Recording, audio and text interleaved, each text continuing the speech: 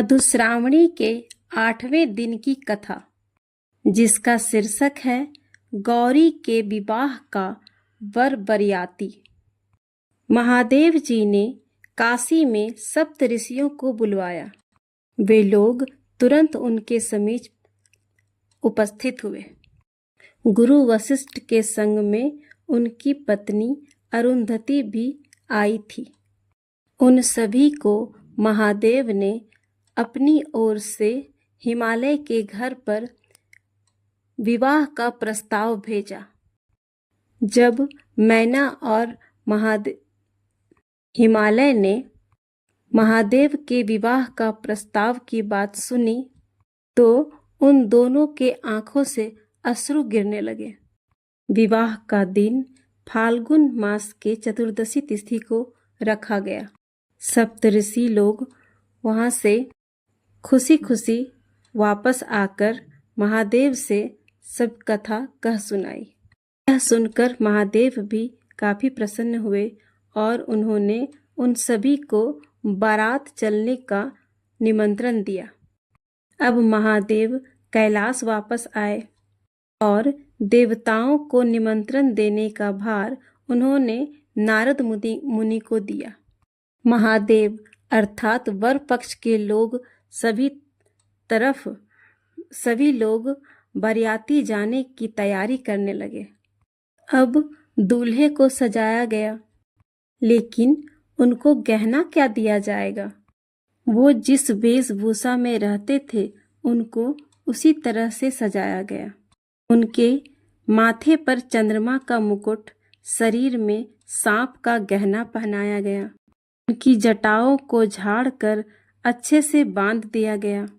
नया बाघंबर अर्थात बाघ की छाल पहनाया गया।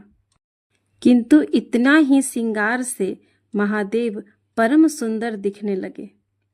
चौथे दिन महादेव का बारात हिमालय के घर पहुंचा। हिमालय अपने कुटुंब के संग बरियात की सत्कार में लग गए। इधर मैना के मन में काफी जिज्ञासा हो रही थी कि जिस वर को पाने के लिए हमारी पुत्री गौरी ने इतनी कठिन तपस्या की है, आखिर वो वर है कितने सुंदर। मैं उनको देखना चाहती हूँ। उनके मन में ये जिज्ञासा हुई।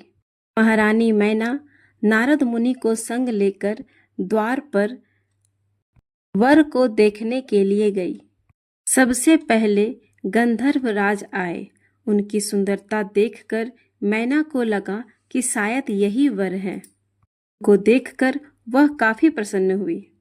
तभी नारद ने कहा कि नहीं, ये तो देवता लोक के गवैया हैं। उसके बाद धर्मराज आए। मैना ने नारद से पूछा, क्या यही वर है? नारद ने कहा, अरे नहीं, ये तो धर्मराज हैं। इसी प्रकार पारी पारी से सुंदर सुंदर देवता आते गए और मैना सभी को देखकर समझने लगी कि शायद यही वर है। मैना मन ही मन गौरवान्वित होने लगी। जब बाराती इतने सुंदर हैं तो दूल्हा कितना सुंदर होगा। अब महादेव इस बात को समझ गए, किंतु वो कुछ तमाशा करना चाहते थे। जब महादेव थोड़े और समीप आए, अब देखिए आ रहे हैं महादेव, आप उनको देखकर अपने नयन जुड़ा लीजिए। मैना बहुत उल्लासित होकर उनकी राह देखने लगी। महादेव से पहले उनके सेवक भूत प्रेत पिशाच सब आए और उन सभी के पोशाक और अजीब तरह से उनका नाचना गाना चिल्लाना देखकर मैना डर गई। उनकी धड़कन तेज हो गई। अब उनको लगने लगा, क्या ऐसे ही वर भी हैं? तब तक महादेव सामने आए।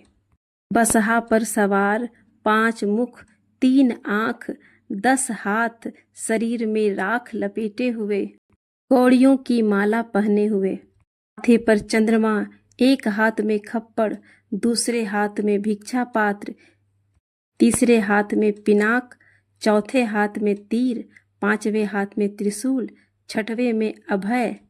इसी प्रकार सभी हाथ में कुछ न कुछ रखे हुए थे। हाथी की खाल पहने हुए, ऊपर से बाघंबर अर्थात बाघ की खाल ओढ़े हुए, पूरे शरीर में सांप लटका हुआ था, आंखें मूंदे हुए और थरथर कांपते हुए। नारद ने कहा, यही तो हैं महादेव। इतना देखते ही मैना रानी बेहोश हो गई।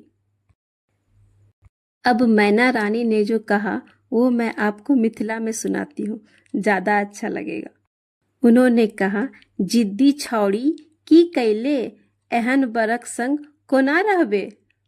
अगर आपको लास्ट वाली लाइन समझ में आई तो प्लीज कमेंट में लिखें। तो ये थी आज की 8वें दिन की कथा। हर हर महादेव।